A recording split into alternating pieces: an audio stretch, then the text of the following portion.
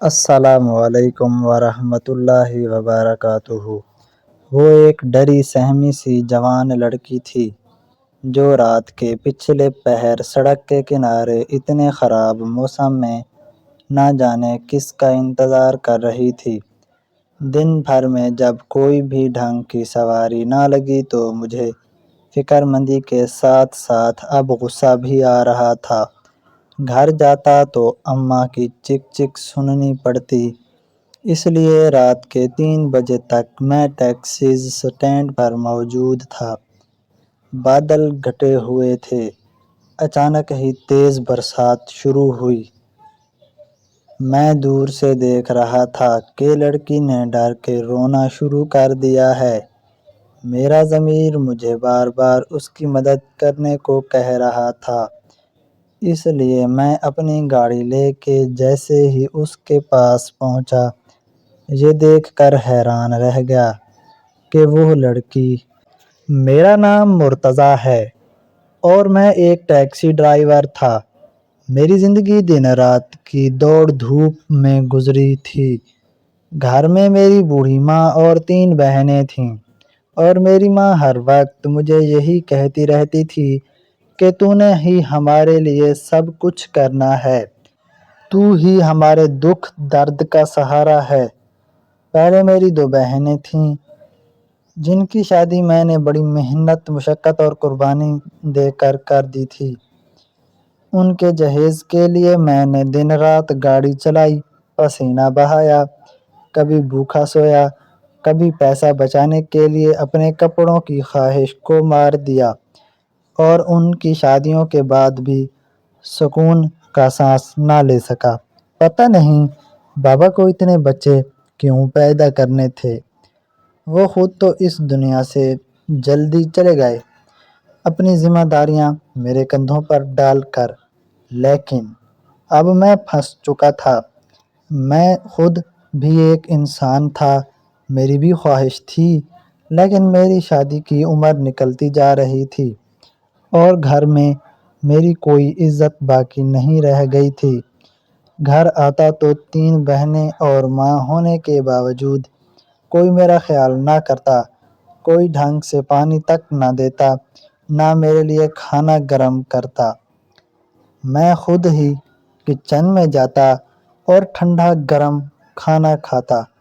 کبھی سالن ٹھنڈا ہوتا، کبھی روٹی سخت ہو جاتی، کبھی جلدی میں ہاتھ جل جاتا، کبھی چائے گرتی تو پاؤں پر چھالے پڑ جاتے، لیکن کوئی مجھے نہیں پوچھتا تھا، جیسے میرا ہونا نہ ہونا ایک برابر ہو۔ مجھے اپنی زندگی سے نفرت ہونے لگی تھی۔ میں سوچتا تھا کہ کیا میرا یہی مقدر ہے کہ ساری زندگی دوسروں کے لیے قربانیاں دیتا رہوں اور بدلے میں مجھے صرف بے رخی اور طنز ملے۔ ایک دن صبح سویرے عجیب موسم تھا، آسمان پر سیاہ بادل چھائے ہوئے تھے، ہوا میں نمی تھی، جیسے بارش برسنے کو بے چین ہو۔ ماں نے مجھے آواز دے کر کہا کہ خالی ہاتھ گھر نہ آنا، کل بھی تو خالی ہاتھ آیا تھا، تیرے بہنوں کی ضرورتیں بڑھتی جا رہی ہیں اور گھر کا خرچہ بھی چلانا ہے۔ میں نے تھکے ہوئے لہجے میں کہا کہ اماں، برسات کے دن ہیں، ایسے میں لوگ کم ہی گھروں سے نکلتے ہیں، سواری ملنا مشکل ہے۔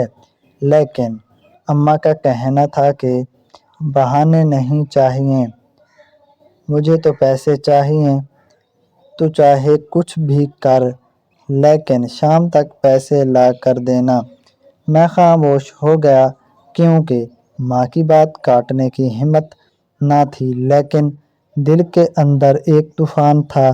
میں ٹیکسی لے کر نکلا تو سڑکوں پر ویرانی سی چھائی ہوئی تھی، لوگ گھروں میں دبکے بیٹھے تھے، کہیں کہیں چھتری لیے کوئی راہگیر دکھائی دیتا، لیکن سواری لینے کو تیار نہ تھا۔ آدھا دن گزر گیا تھا اور ابھی تک ایک بھی سواری نہیں ملی تھی۔ پٹرول بھی کم ہو رہا تھا، جیب میں پہلے ہی خالی نوٹوں کی اداسی تھی، اور اوپر سے گھر کی فکر दिमाग को खाए जा रही थी। मुझे लग रहा था कि जैसे आज का दिन फिर खाली हाथ ही गुजर गया और मैं माँ के सामने शर्मिंदा सा खड़ा हूँगा। जब मुझे इधर उधर फिर के कोई काम नहीं मिला तो मैंने गाड़ी टैक्सी स्टैंड पर ला कर लगा दी। वहाँ हमेशा की तरह और भी टैक्सी ड्राइवर खड़े थे। सब अपनी अपनी बारी का इंतज़ार कर रहे थे। मसला ये था कि जितने ज़्यादा ड्राइवर खड़े होते थे उतने ही ज़्यादा रिज़्क के टुकड़े बांट जाते थे। यानी एक सवारी आती, वो किसी और के साथ चली जाती और बाकी सब इंतज़ार करते रह जाते। ये भी सोचने वाली बात थी कि अगर मैं गाड़ी लेकर इधर उधर फिरता रहता तो अपनी पेट्रोल ज़ाय करता, क्योंकि खाली सड़कों पर चक्कर लगाने का कोई फ़ायदा न था।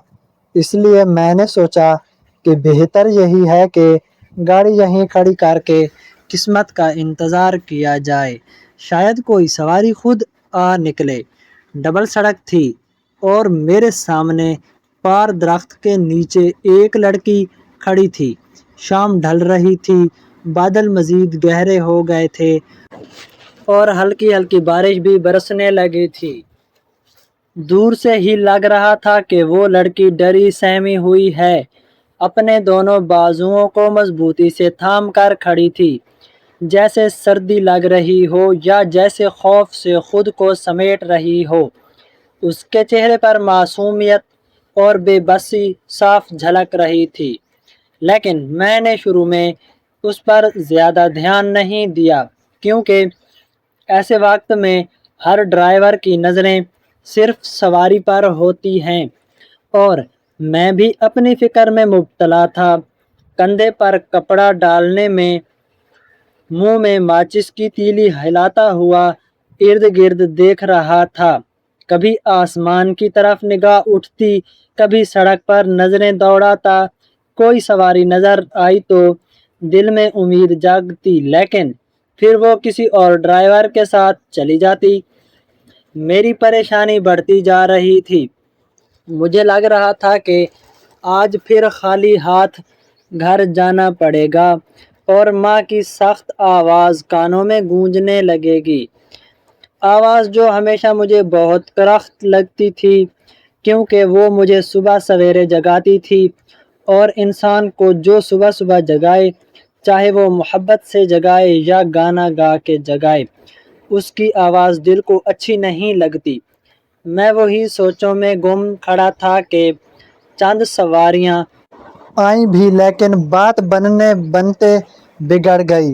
हालांकि मैंने बहुत कम पैसे मांगे थे, लेकिन फिर भी वो किसी और के साथ चली गई, जैसे मेरी किस्मत ही रूठ गई हो।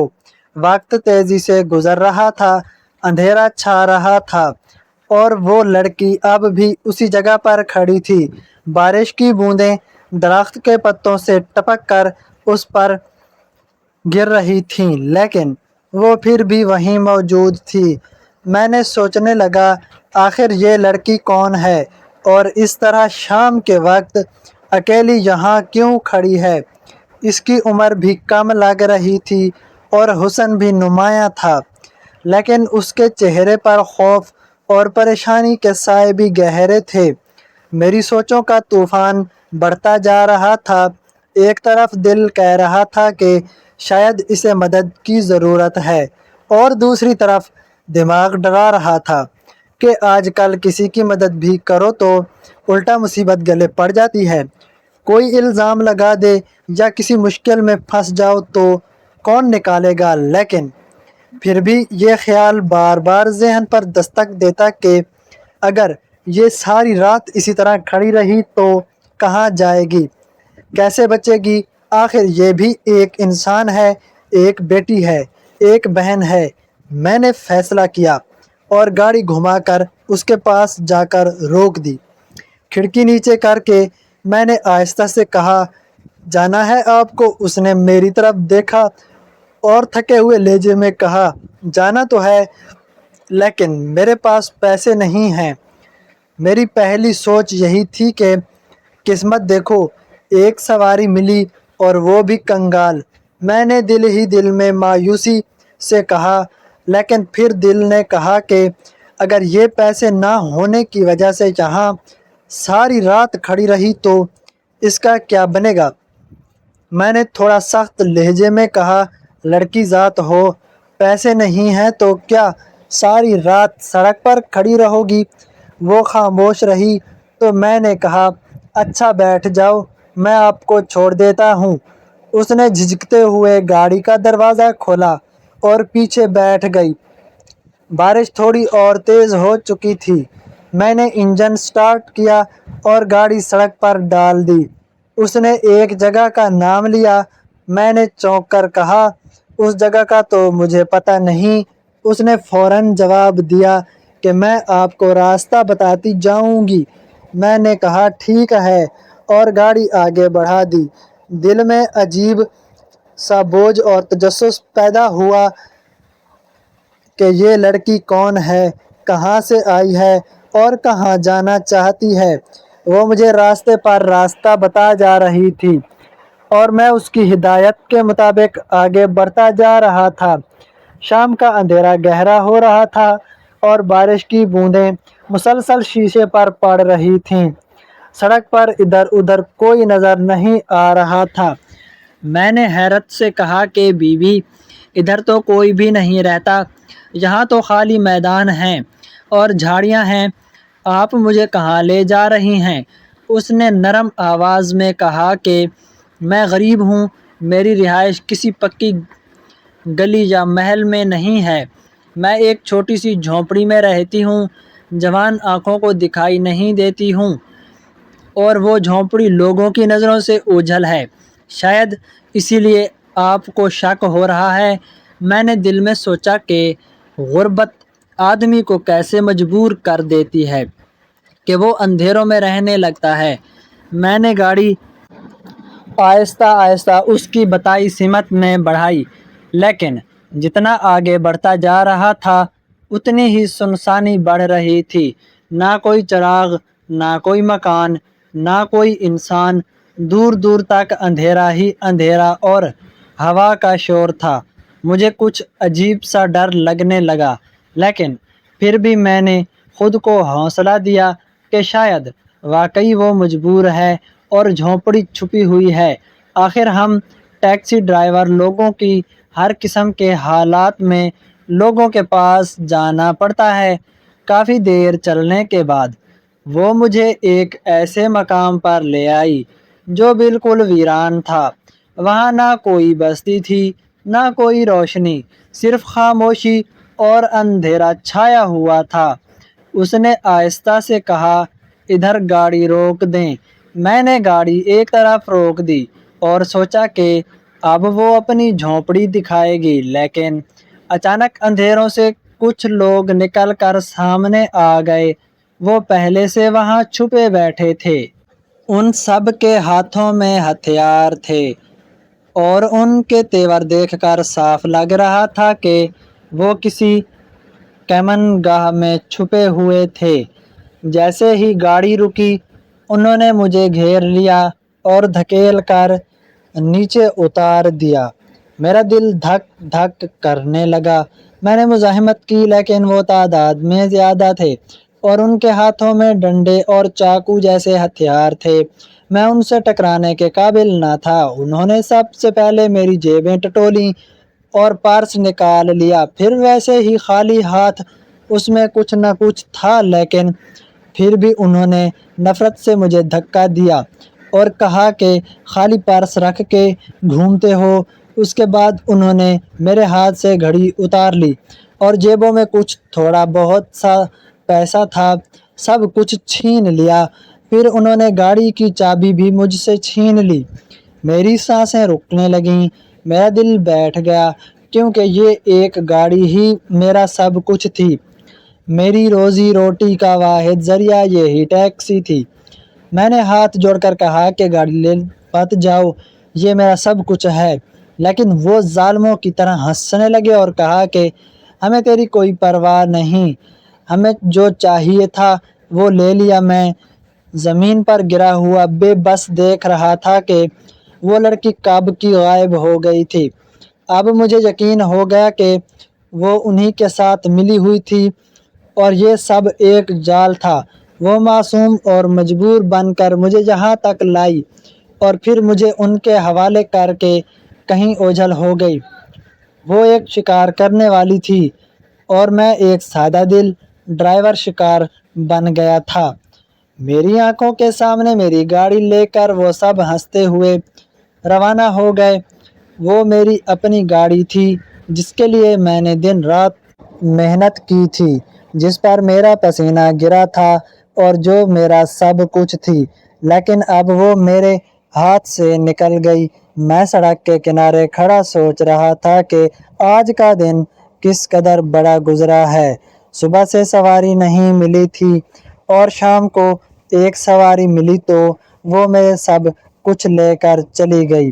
اب میرے پاس نہ پرس رہا، نہ گھڑی، نہ چابی، نہ گاڑی اور نہ ہی واپسی کا کوئی سہارا۔ مجھے پیدل واپسی جانا تھا، وہ بھی ایسے علاقے میں جہاں قدم قدم پر خطرہ تھا، کیونکہ یہ علاقہ ویسے بھی محفوظ نہیں تھا۔ لوگ کہتے تھے کہ یہاں جرائم پیشہ لوگ رہتے ہیں، لیکن میں اپنی بدقسمتی سے خود یہاں آ گیا تھا۔ اب میرے پاس بس خالی ہاتھ اور بے بسی تھی اور واپسی کی تھکی ہوئی اور خوف زدہ راہ باقی تھی۔ جب میں گاڑی سے اتر کر واپس آ رہا تھا تو میرا ذہن بوجھل تھا اور دل شکستہ تھا۔ مجھے راستے کا اندازہ بھی نہیں ہو رہا تھا، لیکن پاؤں خود بخود آگے بڑھتے جا رہے تھے۔ ایک جگہ پہنچا تو سامنے قبرستان کی دیوار نظر آئی اور مجھے احساس ہوا کہ اب اسی کے ساتھ ساتھ چلنا پڑے گا۔ قبرستان کا نام سن کر ہی عام لوگ ڈر جاتے ہیں اور اب میں خود رات کے اندھیرے میں اس کے پہلو سے گزر رہا تھا۔ بارش کے بعد فضا میں نمی اور ٹھنڈک تھی اور درختوں کے پتوں سے پانی کے قطرے ٹپک رہے تھے۔ میں نے اپنے دل کو سمجھایا کہ ڈرنے کی کوئی بات نہیں، لیکن پھر بھی اندر ہی اندر ایک عجیب سا خوف سر اٹھا رہا تھا۔ میں نے خود سے کہا کہ مصیبت کبھی اکیلی نہیں آتی۔ ابھی گاڑی لٹی اور اب قبرستان کے اندھیروں میں چلنا ہے۔ جیسے ہی میں قبرستان کی دیوار کے ساتھ ساتھ آگے بڑھ رہا تھا، مجھے لگا جیسے کوئی میرے پیچھے آہستہ آہستہ چل رہا ہے۔ قدموں کی چاپ سنائی دینے لگی۔ میں نے دل ہی دل میں دعا مانگی کہ یا اللہ خیر ہو، کہیں کوئی چیز میرا پیچھا نہ کر رہی ہو، کیونکہ ایک عام انسان کو ایسی ہی سوچیں ڈراتی ہیں۔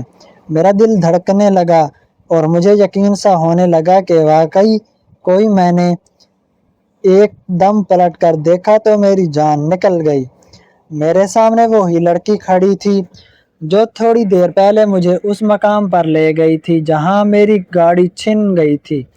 میں نے حیرانگی اور غصے میں کہا، تم یہاں کیا کر رہی ہو؟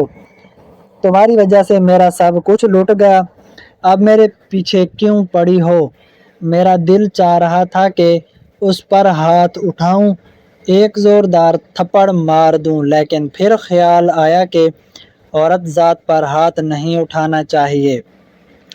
میں نے غصے سے کہا کہ تمہاری وجہ سے میری زندگی برباد ہو گئی ہے۔ اس نے روتے ہوئے کہا کہ مجھے ڈر لگ رہا ہے۔ میں نے طنزیہ انداز میں کہا کہ اب ڈر لگ رہا ہے؟ جب مجھے اندھیروں میں گھسیٹ کر ان لوگوں کے حوالے کر رہی تھی تب ڈر نہیں لگ رہا تھا؟ اس نے کانپتی آواز میں کہا کہ ان لوگوں نے مجھے کہا تھا کہ یہ کام کر دو تو ہم تمہیں 1500 روپے دیں گے۔ میرے گھر میں ماں اور باپ بھوکے بیٹھے ہیں، اس لیے میں نے یہ سب کیا۔ میں نے کہا تم پھر بھی جھوٹ بول رہی ہو، مجھے کوئی کہانی سنا رہی ہو۔ اس نے کہا نہیں، میں ان لوگوں کو نہیں جانتی، میں بس ان کے کہنے پر چل پڑی، کیونکہ اگر میں انکار کرتی تو شاید وہ میرے ساتھ کچھ برا کرتے۔ میری مجبوری تھی، مجھے معاف کر دو۔ میں نے تلخی سے کہا کہ معاف کر دوں۔ میری گاڑی چلی گئی، میرا سب کچھ برباد ہو گیا۔ وہ گاڑی میرے بابا کی یادگار تھی جسے انہوں نے بڑی محنت سے بنوایا تھا اور تم کہہ رہی ہو کہ معاف کر دوں۔ وہ کہنے لگی کہ مجھے کیا خبر تھی کہ ایسا ہوگا، میں تو خود اپنی جان کے ڈر سے مجبور ہو گئی تھی۔ اگر میں انکار کرتی تو وہ لوگ مجھے نقصان پہنچاتے۔ ہم دونوں اندھیرے میں کھڑے باتیں کر ہی رہے تھے کہ مجھے ایسا محسوس ہوا کہ جیسے کوئی ہوائی چیز ہمیں گھور رہی ہے، جیسے قبرستان کی خاموشی میں کچھ زندہ آنکھیں چھپی ہوئی ہیں۔ میرا جسم کپ کپانے لگا۔ میں نے کہا کہ چلو یہاں سے، یہ جگہ اچھی نہیں ہے۔ تم نے میرے ساتھ برا کیا ہے، لیکن اس وقت تمہارے ساتھ چلنے میں ہی عافیت ہے ہم دونوں کی۔ ایک ساتھ چلنے آگے بار بار اس سے پوچھتا رہا کہ تم جھوٹ تو نہیں بول رہی ہو؟ اس نے نہیں، جب میرا گھر آ جائے گا تو تمہیں سب حقیقت نظر آ جائے گی۔ میں نے کہا ٹھیک ہے، اس کا مطلب یہ ہوا کہ وہ لوگ واقعی برے تھے، انہوں نے تمہیں بھی استعمال کیا اور میری گاڑی بھی چھین لی۔ اس نے آہستہ سے کہا اب تم کیا کرو گے؟ میں نے جواب دیا کہ گاڑی تو شاید نہ ملے، لیکن میں تھانے جا کر رپورٹ ضرور درج کرواؤں گا۔ کم از کم یہ دل کو تسلی ہوگی کہ میں نے کچھ کیا ہے۔ پھر میں نے تھکے ہوئے لہجے میں کہا کہ میرے گھر میں بھی بھوکے لوگ میرا انتظار کر رہے ہیں، لیکن میری قسمت ہی خراب ہے۔ اس نے اپنی جیب سے 1500 روپے نکالے اور کہا کہ یہ پیسے انہوں نے مجھے دیے تھے، میں تمہیں 500 روپے دیتی ہوں تاکہ تم اپنے گھر والوں کے لیے کچھ سامان لے جاؤ۔ میں نے سختی سے کہا کہ نہیں، مجھے اس کی ضرورت نہیں ہے، کیونکہ یہ پیسے اسی جرم کے ہیں جس میں میری گاڑی چھینی گئی ہے۔ تم نے یہ مجھ سے ہی لوٹ کر کمائے ہیں۔ وہ خاموش ہو گئی اور اس کی آنکھوں میں شرمندگی اتر آئی۔ پھر ہم خاموشی سے چلتے رہے۔ اندھیرا مزید بڑھ گیا تھا اور راستہ طویل لگ رہا تھا۔ کافی دیر بعد ہمیں دور سے ایک دکان کی روشنی نظر آئی۔ وہ تو خشک ہو کر بولی کہ مجھے اپنے اماں ابا کے لیے کچھ چیزیں لینی ہیں۔ میں نے کہا چلاؤ، پیسے تمہارے پاس ہیں، لے لو۔ دکاندار مجھے دیکھے گا تو اسے اچھا نہیں لگے گا کہ ایک لڑکی اکیلی چیزیں خریدنے۔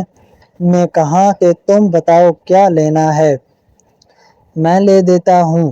اس نے ہچکچاتے ہوئے کہا کہ ایک ڈبل روٹی، 2 انڈے اور ایک ڈبہ دودھ لے دینا، یہ میرے گھر کے لیے کافی ہوگا۔ میں نے دل ہی دل میں سوچا کہ یہ دنیا کتنی عجیب ہے، ایک طرف وہ مجھے لوٹنے میں شامل رہی اور دوسری طرف اپنی مجبوری کے ہاتھوں مجبور ہو کر روٹی، انڈے اور دودھ مانگ رہی ہے۔ تھوڑی دیر چلنے کے بعد آخر کار اس کا گھر بھی سامنے آ گیا۔ میں نے سوچا کہ شاید یہ بھی کوئی بہانہ ہوگا، لیکن جب وہ دروازہ کھول کر اندر گئی تو میں نے خود دیکھا کہ واقعی اس کا باپ ایک پرانے بستر پر پڑا ہوا تھا، جس کے جسم کا آدھا حصہ ہل بھی نہیں رہا تھا۔ لگتا تھا کہ لکوہ مار چکا ہے اور وہ بمشکل آنکھوں سے اشارہ کرتا تھا کہ کچھ کہنا چاہتا ہے۔ کمرے کے ایک کونے میں اس کی ماں بیٹھی تھی، جو کمزور اور تھکی ہوئی دکھائی دے رہی تھی۔ ان کے گھر میں لائٹ تک نہیں تھی، شاید میٹر کٹا ہوا تھا یا بل ادا نہ ہونے کی وجہ سے بجلی بند ہو گئی تھی۔ ان کا گھر چھوٹا سا تھا، چھت پر بارش کا پانی ٹپکنے کے نشان تھے اور دیواریں نمی سے بھری ہوئی تھیں۔ یہ سب دیکھ کر مجھے اندازہ ہوا کہ یہ تو ہم سے بھی زیادہ غریب لوگ تھے۔ خیر، میں نے اس لڑکی کو اس کے گھر چھوڑ دیا اور جاتے جاتے اسے نصیحت کی کہ آئندہ ایسے لوگوں کے ہتھے نہ چڑھنا جو تمہیں استعمال کرتے ہیں، اپنی مجبوریوں کا فائدہ اٹھا کر وہ تمہیں نقصان پہنچاتے ہیں۔ وہ مجھ سے بار بار معافی مانگنے لگی، آنکھوں میں آنسو بھر لائے، لیکن اور کہنے لگی کہ میں نے آپ کو بہت نقصان پہنچایا ہے۔ میں نے کہا کہ کوئی بات نہیں، تمہاری مجبوری تھی اور انسان مجبوری کے وقت کچھ بھی کر لیتا ہے، لیکن یاد رکھنا کہ ہر بار دوسروں کو نقصان پہنچا کر اپنی بھوک نہیں مٹائی جا سکتی۔ پھر میں واپس مڑ گیا اور اندھیرے راستے پر قدم بڑھاتا ہوا گھر کی طرف چل پڑا۔ جب میں گھر پہنچا تو ماں نے میرا حال دیکھ کر رونا شروع کر دیا۔ زور زور سے بولنے لگی کہ تو گاڑی ہی لوٹا آیا، یہ گاڑی ہمارے لیے سب کچھ تھی، تیرے باپ کی یادگار تھی، یہ ہماری آخری امید تھی، یہ سہارا تھا، اور اب تو نے وہ بھی چھین لیا۔ میں نے خاموشی سے کہا کہ ڈاکوؤں نے مجھے پکڑ لیا تھا، شکر کرو کہ میری جان بچ گئی۔ لیکن میری جان بچنے کی خوشی کسی کو نہیں تھی۔ کسی نے یہ نہ کہا کہ اچھا ہوا تو زندہ سلامت واپس آ گیا۔ سب کچھ صرف گاڑی کی فکر تھی۔ ماں نے اگلے ہی دن خاندان والوں کو بھی بتا دیا کہ مرتضیٰ تو گاڑی بھی گنوا آیا ہے، یہ نکما ہے، یہ کسی کام کا نہیں ہے۔ یہ نہیں بتایا کہ جان پر کھیل کر بچا ہے، یہ نہیں بتا کہ ڈاکوؤں نے ہتھیار تان لیے تھے، یہ نہیں بتایا کہ اگر تھوڑی سی بھی مزاحمت کرتا تو آج زندہ نہ ہوتا۔ مجھے یہ سب سن کر بہت دکھ ہوا، لیکن برداشت کرنا پڑا، کیونکہ میری زبان سے نکلنے والی کوئی بات کسی کو قابل قبول نہیں تھی۔ میں نے حوصلہ کر کے پولیس اسٹیشن جا کر رپورٹ درج کروائی۔ انہوں نے رسمی کارروائی کی اور کہا کہ ایسے تو آج کل نہ جانے کتنی گاڑیاں چھین لی جاتی ہیں، ڈاکو گاڑیاں لے کر کھول کر پرزے بیچ دیتے ہیں۔ بہت کم امکان ہوتا ہے کہ واپس مل جائے، لیکن ہم رپورٹ درج کر لیتے ہیں اور اگر کبھی کچھ ملا تو اطلاع دے دیں گے۔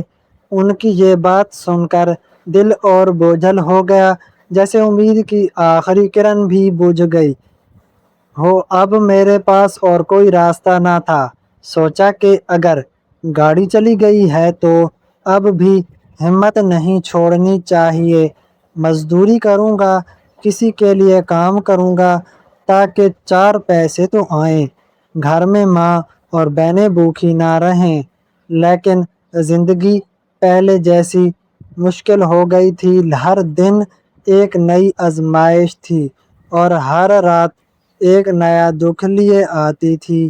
میں سوچتا تھا کہ پتہ نہیں آگے کیا ہونے والا ہے، میری قسمت اور کتنی بار مجھے زمین پر گرا کر اٹھائے گی اور کب تک یہ بوجھ میرے کندھوں پر رہے گا۔ گھر کی حالت دن بدن خراب ہوتی جا رہی تھی۔ پہلے تو یہ ہوتا تھا کہ میں کچھ نہ کچھ کما لیتا تھا، چاہے کم ہی سہی، لیکن گھر کا چولہا جل جاتا تھا۔ اب تو وہ سہارا بھی ختم ہو گیا تھا، کیونکہ گاڑی چھین جانے کے بعد میں بے روزگار سا ہو گیا تھا۔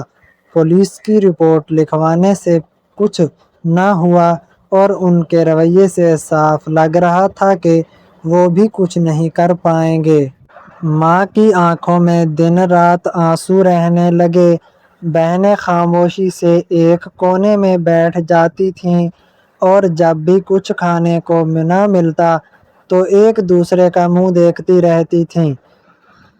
میں بازار سے قرض لے کر آٹا اور دال لاتا، لیکن قرض خواہ دن بدن سخت ہوتے جا رہے تھے، کیونکہ سب کو علم ہو گیا تھا کہ میری گاڑی چھن گئی ہے اور اب میری آمدنی نہیں رہی۔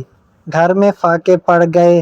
کئی دن تک صرف ایک روٹی کو 4 حصوں میں بانٹ کر کھایا گیا۔ کبھی نمک کے ساتھ پانی پیا گیا، کبھی بغیر کھائے ہی سو جانا پڑا۔ میری ماں کی صحت مزید خراب ہو گئی تھی، شوگر کی مریضاں تھیں اور دوا لینا بھی چھوڑ دیا تھا، کیونکہ دوا کے پیسے کے لیے کہاں سے آتے۔ میں رات کو جاگ جاگ کر سوچتا تھا کہ آخر یہ زندگی مجھے کہاں لے آئی۔ اسی 2 دن دوران ایک اور مصیبت آن کھڑی ہوئی۔ میری ایک بہن کی منگنی ہوئی تھی، جس پر رشتہ دار خوش بھی تھے اور دشمن بھی، کیونکہ لوگ ہمیشہ دوسروں کی بربادی میں خوشی ڈھونڈتے ہیں۔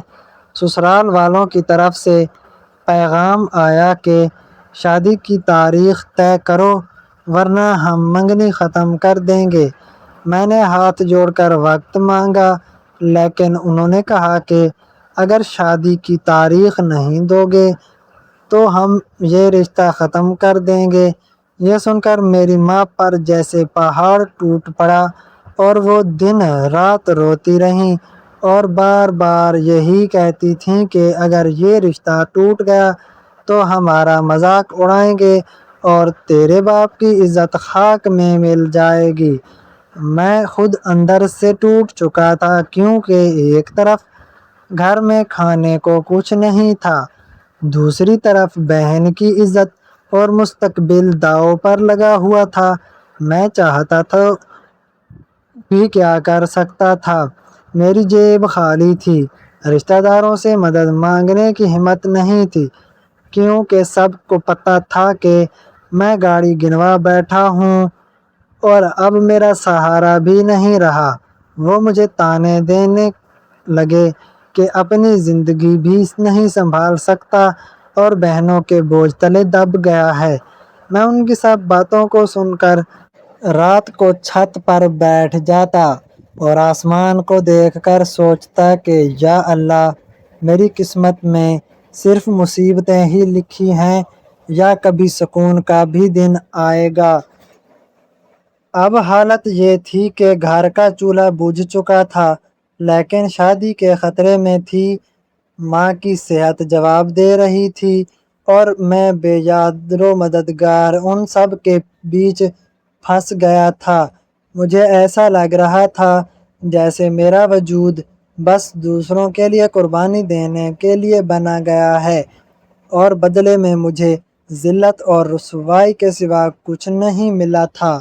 زندگی نے مجھے اتنا ذلیل کر دیا تھا کہ کبھی کبھی لگتا تھا اب سانس لینا بھی بوجھ ہے۔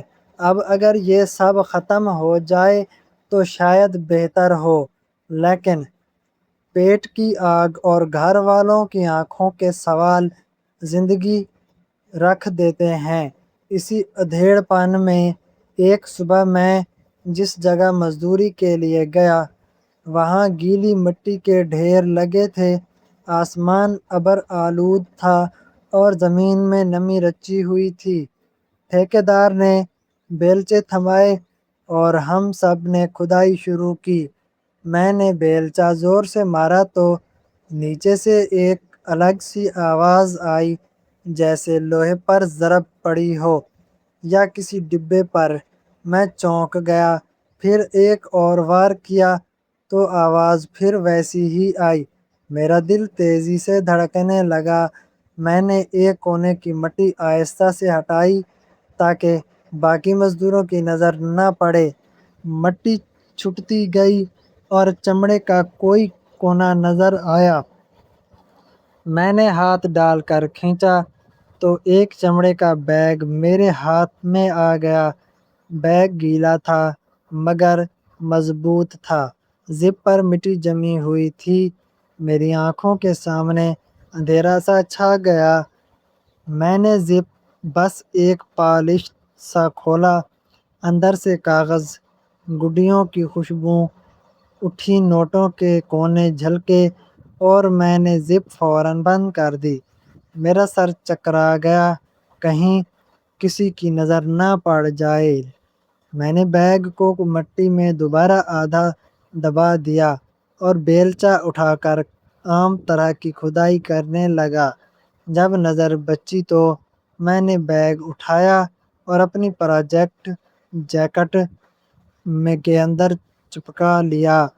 پھر میں نے پانی پینے کا بہانہ کیا اور سائیڈ پر بنی جھاڑیوں کی طرف چل پڑا۔ دل زور زور سے دھڑک رہا تھا، میں ڈرتا بھی تھا اور خوش بھی تھا۔ میں نے ایک دم فیصلہ کیا کہ سیدھا گھر جانا ہے۔ میں نے ٹھیکیدار سے کہا، طبیعت خراب ہے، مجھے جانے دو۔ اس نے ہاتھ کے اشارے سے جانے دیا۔ میں وہاں سے نکل آیا۔ پہنچ کر سیدھا اپنے کمرے میں گیا، دروازہ اندر سے کنڈی لگا دی، بیگ کو چارپائی پر رکھا اور ہاتھ کانپتے ہوئے زپ کھولی۔ اندر نوٹوں کی گڈیاں ترتیب سے رکھی تھیں، کچھ نئی تھیں، کچھ پرانی تھیں، ربڑ سے بندھی ہوئی تھیں۔ اوپر کے کاغذ پر کوئی نشان نہیں تھا۔ مجھے لگا یہ کسی کا کالا دھن ہے جو اس نے زمین میں چھپا دیا ہے۔ اتنے پیسے میں نے کبھی ایک ساتھ نہیں دیکھے تھے۔ میں نے خود کو 2-3 ہلکے تھپڑ مارے کہ کہیں یہ خواب نہ ہو۔ اگر خواب ہے تو جاگ جاؤ، مگر آنکھ مکمل کھلی تھی۔ میں نے چادر لپیٹی اور کمرے کے گوشے میں رکھی۔ پرانی پیٹی کے کھولی، اس پیٹی کی تہہ ڈھیلی تھی۔ میں نے تختہ اٹھایا اور نیچے ایک خشک جگہ تھی۔ پھر میں نے گڈیاں الگ الگ کر کے کپڑے میں لپیٹیں اور تہہ کے نیچے دبا دیں۔ تختہ سیدھا تھا کیا اور اوپر سے پرانے کپڑے اور کتابیں رکھ دیں تاکہ کوئی شک نہ کرے۔ اب عقل سے کام لینا تھا۔ میں نے فیصلہ کیا کہ پیسے تھوڑے تھوڑے کر کے استعمال کروں گا تاکہ کسی کو خیال نہ ہو۔ سب سے پہلے میں نے راشن لیا، آٹا، چینی، دال، چاول، تیل اور ماں کے لیے دوا بھی لے آیا۔ اگر آیا تو گھر بہنوں کی آنکھوں میں حیرت تھی۔ ماں نے پوچھا یہ سب کہاں سے آیا؟ میں نے کہا مزدوری زیادہ ملی ہے آج، ٹھیکیدار نے 2 دن کے پیسے ایک ساتھ دیے ہیں۔ ماں کے چہرے پر کچھ دیر بعد سنجیدگی اور دھند چھٹ گئی اور ایک نرم سی روشنی اتر آئی۔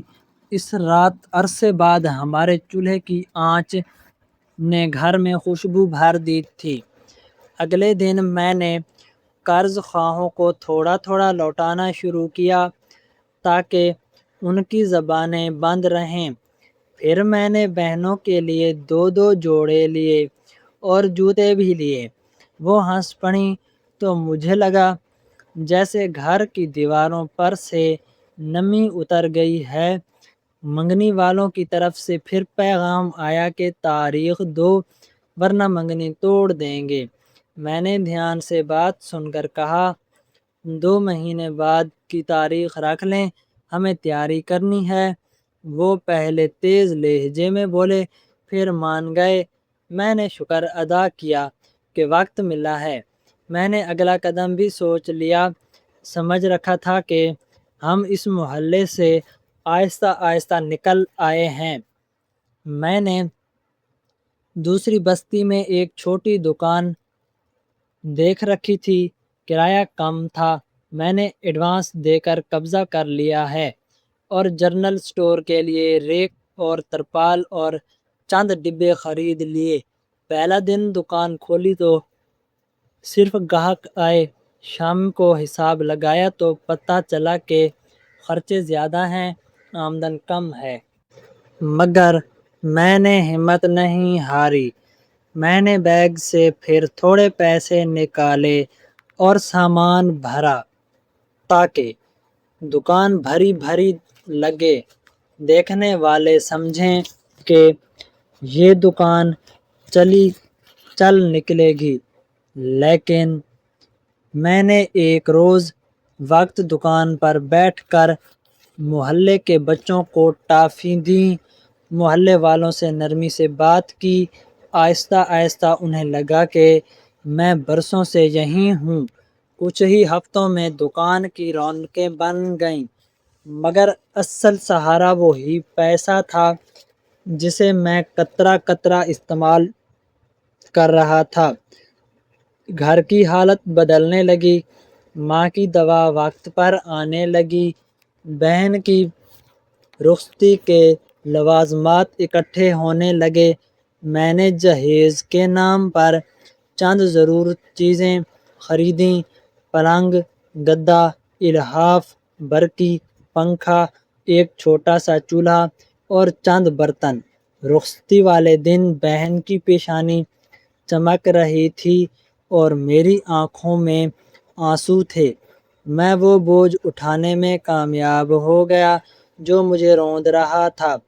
میں نے دوسرا رشتہ بھی طے کر دیا۔ اس کی منگنی سادگی سے ہو گئی۔ اب گھر میں پہلی بار امید کھڑی دکھائی دیتی تھی۔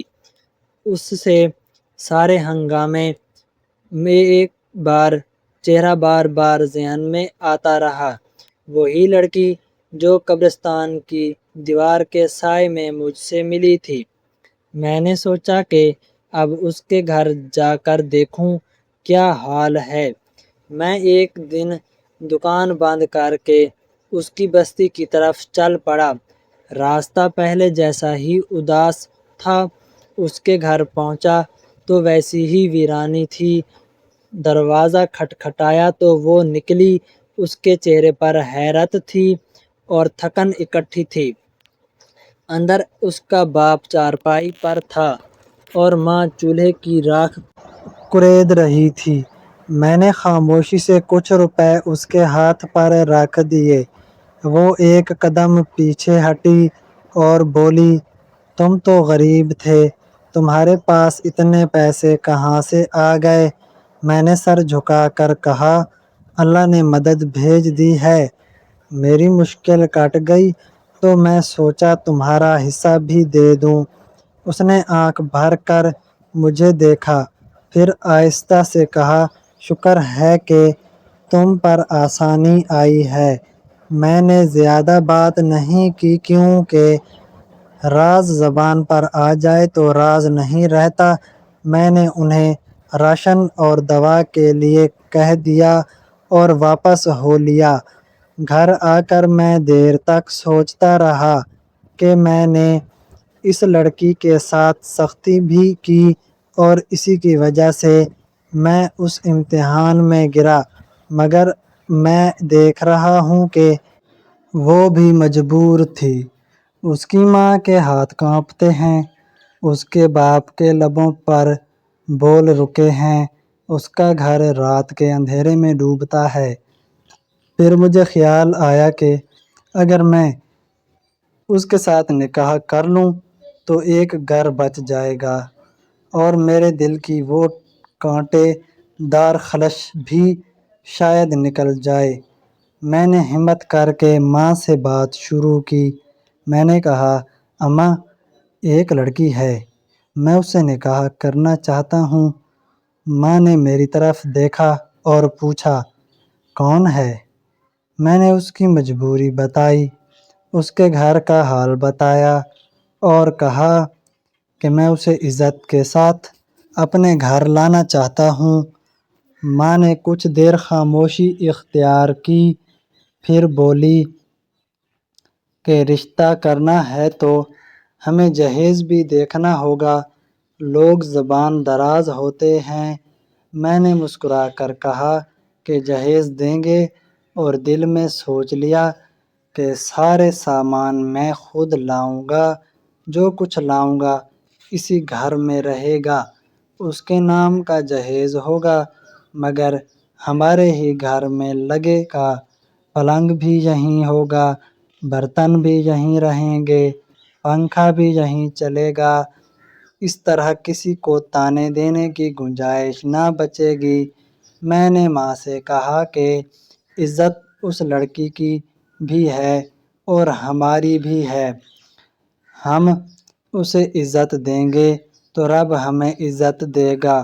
ماں نے میری آنکھوں میں دیکھا، ان کی آنکھوں میں نمی سی چمکی، پھر انہوں نے سر ہلایا اور آہستہ سے کہا کہ ٹھیک ہے، پھر رشتہ پکا کرا دیتی ہوں تیرا۔ اس لڑکی کا نام صائمہ تھا، اور جب میں نے ماں سے بات کر لی تو دل نے کہا کہ اب ایک قدم مزید بڑھانا ہے۔ میں اکیلا اس کے گھر گیا، دروازے پر دستک دی تو صائمہ کی ماں نے آہستہ سے دروازہ کھولا۔ ان کے چہرے پر تھکن بھی تھی اور وقار بھی۔ اندر صحن میں بوسیدہ دری بچھی تھی اور چولہے کی راکھ میں نیم گرم راکھ کی لالی دبی تھی۔ سائمہ کی باپ کی چارپائی ایک سائے میں رکھی تھی اور ان کے چہرے کی جلد پر درد لکھا تھا۔ میں نے سلام کیا اور نیت صاف رکھی، اپنی بات رشتہ لے کر آنا چاہتا ہوں اور نکاح چاہتا ہوں، اور لڑکی عزت سے میرے لیے سب سے قیمتی چیز ہے۔ سائمہ اندر سے نکلی تو اس کی نظریں جھکی ہوئی تھیں اور آواز بہت نرم تھی۔ میں نے مختصر سا ماضی کھولا کہ پہلی ملاقات کی تلخی میرے دل پر بوجھ ہے اور میں چاہتا ہوں کہ اس تلخی کو عزت اور ذمہ داری سے مٹا دوں۔ اس کے ہونٹ ہلے تو بس اتنا بولا کہ ماں باپ راضی ہو تو مجھے بھی کوئی اعتراض نہیں۔ میں نے جاتے ہوئے کہا کہ میں جلد اپنی ماں کو لے کر آؤں گا اور پورے طریق سے بات کریں گے۔ دوسرے دن دکان جلدی بند کی اور ماں کو ساتھ لیا۔ میں نے ماں کے لیے نیا دوپٹہ خریدا اور دکان سے بسکٹ اور چائے کی پتی کی 2 چھوٹی پڑیاں بنوائیں تاکہ خالی ہاتھ نہ جائیں۔ راستے بھر ماں کے سوال تھے کہ لڑکی کیسی ہے اور گھر کیسا ہے اور خاندان کیسا ہے۔ میں ہر سوال کے جواب میں یہی کہتا گیا کہ نیت اچھی ہو تو رب راستہ کھول دیتا ہے۔ ہم ان کے دروازے پر پہنچے تو سائمہ کی ماں نے خوش دلی سے استقبال کیا اور ایک معمولی سی چٹائی پر ہمیں بٹھا دیا۔ میں نے سامان ان کے حوالے کیا تو ان کی آنکھوں میں نمی سی آ گئی۔ سائمہ پردے سے ذرا ہٹ کر بیٹھی تھی۔ ماں نے سوال کیا کہ جہیز کا کیا ہوگا؟ میری ماں نے میری طرف دیکھا اور پھر نرم لہجے میں کہا کہ ہمیں جہیز سے زیادہ عزت چاہیے اور گھر بسانے کا ارادہ چاہیے۔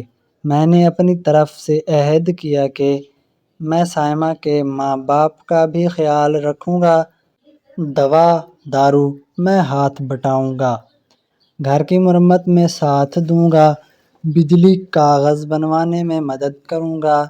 سائمہ کے باپ نے کمزور ہاتھ اٹھا کر دعا کی۔ صورت میں جنبش تھی تو میرے دل میں ایک نرمی پھیل گئی۔ تیسرے مرحلے میں تاریخ کا سوال آیا تو ہم نے سادگی کو اختیار کیا۔ محلے کی مسجد میں نکاح طے ہوا۔ گواہوں میں میرا ایک پرانا ساتھی اور محلے کا ایک بزرگ شامل ہوئے۔ حق مہر میں نے 50,000 کی نیت باندھی کہ یہ سائمہ کا حق ہے اور یہ رقم اسی کی امانت رہے گی۔ نکاح کے بعد مسجد کے صحن میں چند گلاس چائے اور 2 پلیٹیں بسکٹ رکھ دی گئیں۔ دعا ہوئی تو جیسے میری کمر سے برسوں کا بوجھ اتر گیا۔ سائمہ نے ماں کے ہاتھ چومے، میں نے اپنے سسر کے پیر چھوئے اور دل ہی دل میں کہا کہ اب یہ سب میرا گھر ہے اور یہ سب میری ذمہ داری ہے۔ میں سائمہ کو اپنے گھر لایا تو پہلے سے سب کچھ بدل کر رکھا تھا۔ چھت سے ٹپکتی جگہ پر ترپال لگوائی تھی۔ پرانے پردوں کے بدلے ہلکی سی چمک والے پردے لگا دیے تھے۔ کچن میں صاف ستھری رکھیل رکھی تھی اور چولہے کے پاس پانی کا برتن رکھا تھا۔ ماں نے بہو کو دیکھا تو ان کے چہرے پر ایک روشنی سی آئی۔ سائمہ نے آتے ہی پانی چڑھایا، چائے بنائی، ماں کے پاؤں دبائے۔ بہن نے بس سے ہنستے ہوئے کہا کہ اب گھر سنبھل جائے گا۔ ان کے چھوٹے چھوٹے لمس نے ہمارے گھر کے اندر کی ہوا بدل دی۔ میں نے اس رات پہلی بار اطمینان سے سانس لی۔ دل نے شکر ادا کیا اور نیند نے میرے ماتھے سے فکر کی شکنیں ہٹا دیں۔ اگلے دن میں سائمہ کے ساتھ اس کے ماں باپ کے گھر گیا۔ راشن کی ایک پوٹلی ساتھ لی، ڈاکٹر کے ہاں پرچی کٹوائی۔ سروں پر سردی کا ہلکا سا اثر تھا، اس لیے میں نے کمبل بھی دیا۔ بجلی کے دفتر میں درخواست جمع کروائی کہ میٹر بحال کیا جائے۔ دکاندار سے کہا کہ دواؤں پر تھوڑا سا ادھار رکھ لے تو میں ہر ہفتہ ادا کر دوں گا۔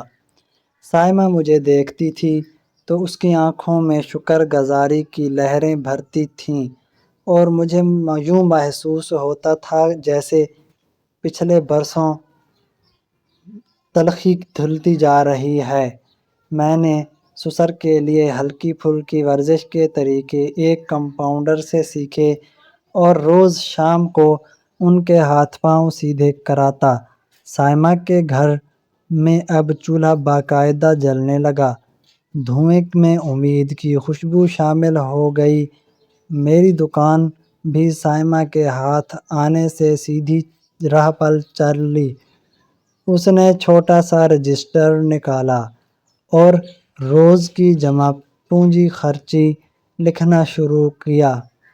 میں سامان لاتا تو وہ ترتیب سے رکھتی، گاہک آتے تو مسکراہٹ نہیں روک لیتی۔ بچوں کے لیے وہ ٹافی ٹکی چھوٹی تھیلیاں بنا کر رکھی تھیں۔ شام کو اسکول سے لوٹتے بچوں کو خوشی ملے۔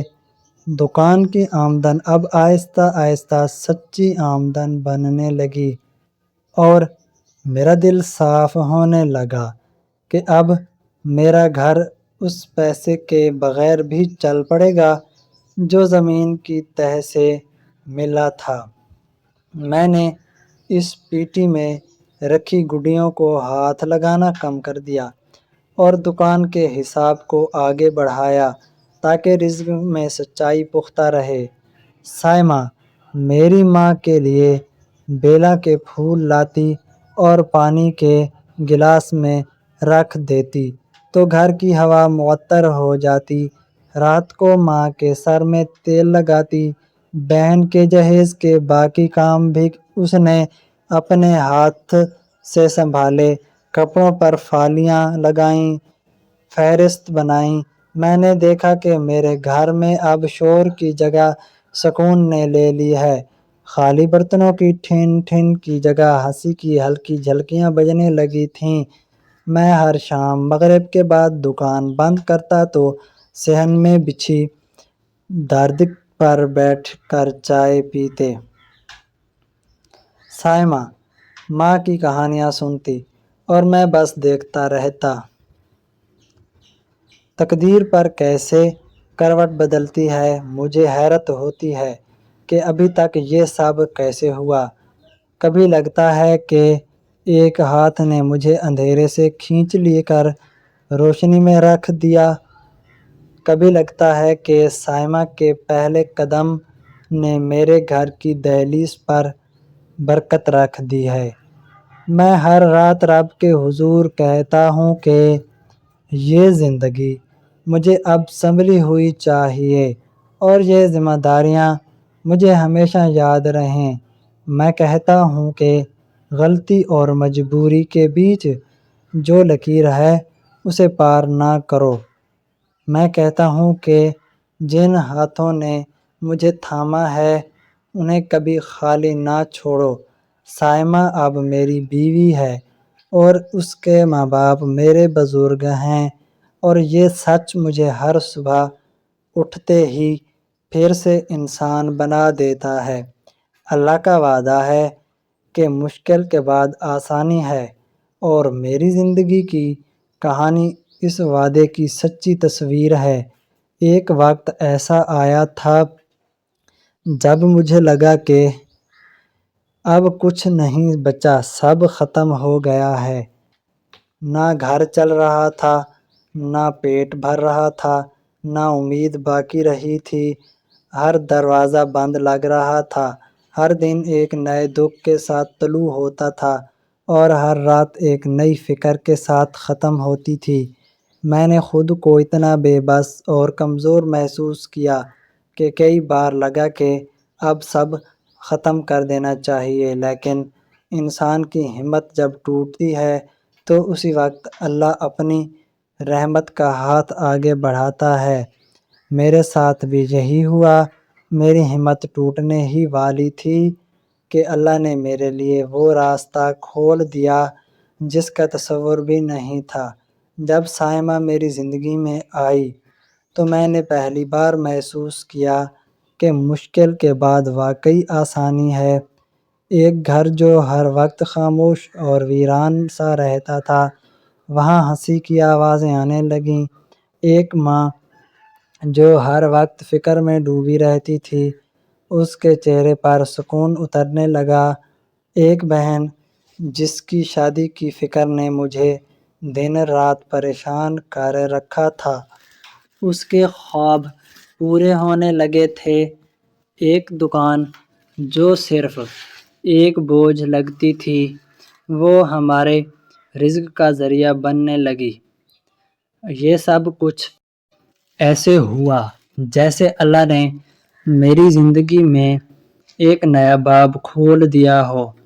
میں نے یہ راز ابھی تک صرف سائمہ کو بتایا ہے، اپنی ماں کو بھی نہیں، کہ میں نے کہاں سے پیسہ پایا اور کس طرح حالات بدلے، کیونکہ میں جانتا ہوں کہ اگر وہ جان لیتی تو میں ان کے دل میں ایک کانٹا ہمیشہ کے لیے رہتا۔ لیکن سائمہ کو بتانا ضروری تھا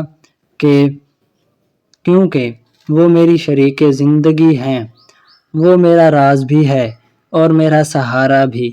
میں نے اسے کہا کہ یہ سب کچھ اللہ کی طرف سے ایک آزمائش تھی اور اللہ نے ہمیں سنبھالنے کے لیے سب کچھ کیا تھا، مگر اس وقت لالچ میں آ کر پاگل ہو جاتا تو شاید یہ سب کچھ میرے ہاتھ سے نکل جاتا اور میں اپنی زندگی برباد کر لیتا۔ میں نے بہت عقل مندی سے کام لیا اور صبر کو اپنا ہتھیار بنایا۔ یہی وجہ ہے کہ آج میرا گھر آباد ہے، میری ماں مطمئن ہے، میری بہن کے خواب قریب ہیں اور سائمہ میری زندگی کی روشنی ہے۔ میں نے اپنی کہانی سے یہ سیکھا ہے کہ مشکل ہمیشہ وقتی ہوتی ہے، لیکن آسانی ہمیشہ کے لیے ہوتی ہے۔ بس انسان کو اپنی نیت صاف رکھنی چاہیے، صبر کے دامن کو نہیں چھوڑنا چاہیے اور ہر حال میں اللہ پر بھروسہ رکھنا چاہیے، کیونکہ اللہ ہی ہے جو ٹوٹے جوڑ دیتا ہے اور خالی ہاتھ کو بھر دیتا ہے۔ ہماری آج کی یہ کہانی آپ کو کیسی لگی؟ کمنٹ باکس میں اپنی رائے کا اظہار ضرور کریں اور ہمارے چینل کو ضرور سبسکرائب کریں۔ شکریہ۔ کل ملتے ہیں ایک کہانی کے ساتھ۔ اللہ حافظ۔